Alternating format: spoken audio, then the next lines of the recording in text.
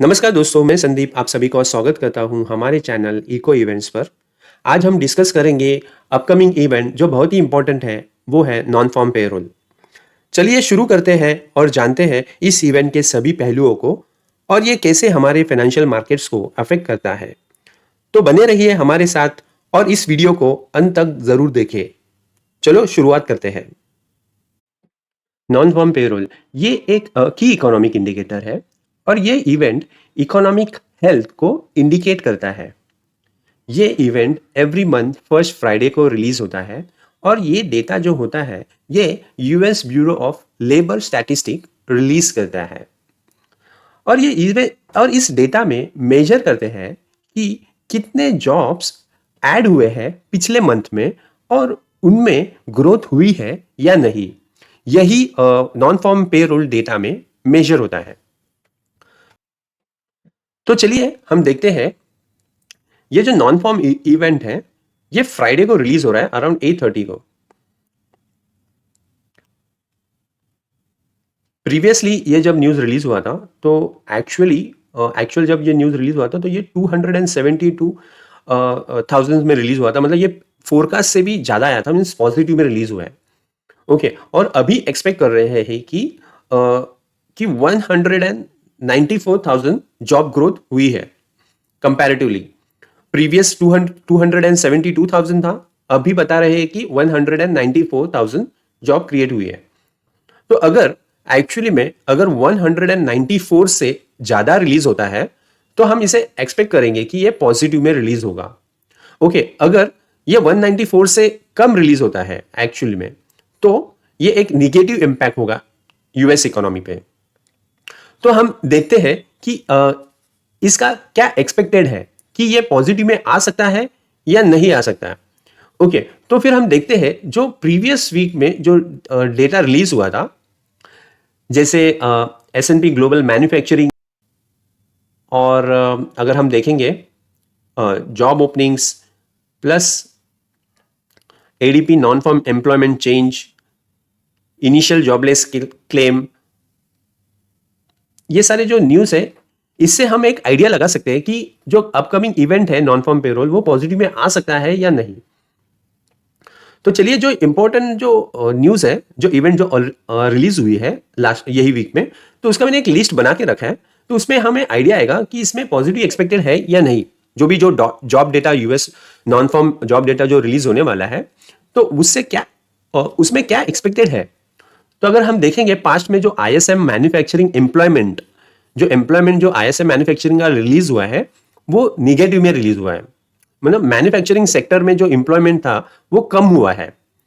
और ADP non farm employment change, ADP is a private job release data जो जैसे US bureau of labour statistic release करती है data, वैसे ही एक प्राइवेट फर्म है ADP non farm employment change release करती है।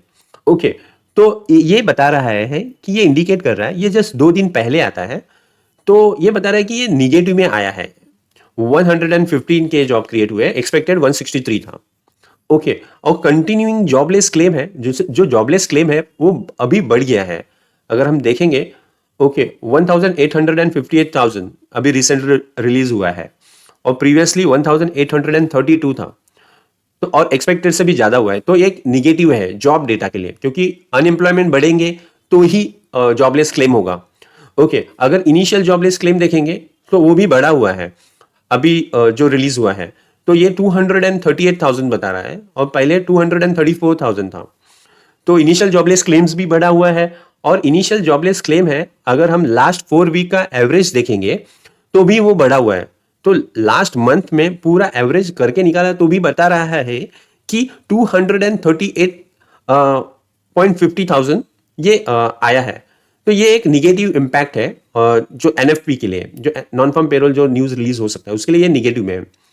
और आईएसएम नॉन फैक्चरिंग में सर्विस सेक्टर में जो एम्प्लॉयमेंट हुआ है चेंज वो भी कम हुआ है। देखो 47.1 था पहले, अभी 46.1।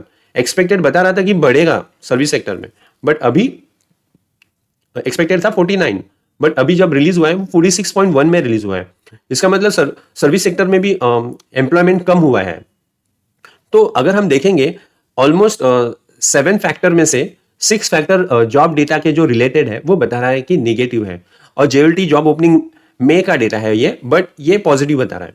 तो इसे ऐसा लग रहा है कि ऑलमोस्ट सारे न्यूज नॉन फॉर्म पेरोल का निगेटिव इंपैक्ट करेगा। ओके, तो ये एक्सपेक्टेड है कि नॉन फॉर्म पेरोल ये निगेटिव में आ सकता है, बट ऐसा भी हो सकता है ये प्रीवियस से कम आए, 272,000 से कम आए और 194 से ज्यादा है।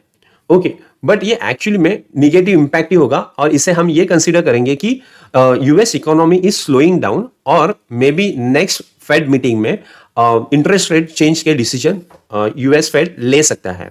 ओके, उसके चांसेस बढ़ सकता है। तो ये एक चांसेस है नॉन फॉर्म पेरोल का।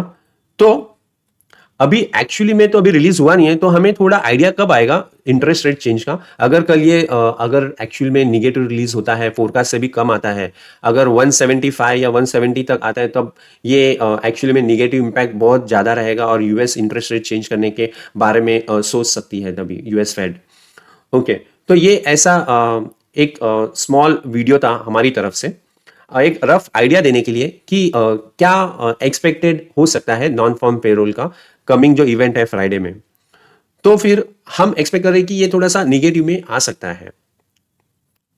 तो ये आप भी इसके ऊपर ध्यान दीजिए कि कैसे हमें अपने पोजीशंस बनाना है, और यूएस अगर ये न्यूज़ निगेटिव में रिलीज होता है तो यूएस डॉलर वीक होगा और उसके अपोजिट करेंसीज स्ट्रांग होंगे, और अगर गोल्ड भी देखे जाएंगे तो अगर यूएस डेटा निगेटिव आता है तो गोल्ड स्ट्रांग होता है। ओके, तो आपके ये आप एक मेरी तरफ से किसी भी तरह का ये सिग्नल या टिप्स है नहीं, ये जस्ट एजुकेशनल पर्पस के लिए वीडियो बनाया है। अगर आपको अच्छा लगता है तो आप हमारे वीडियो को जरूर लाइक कीजिएगा।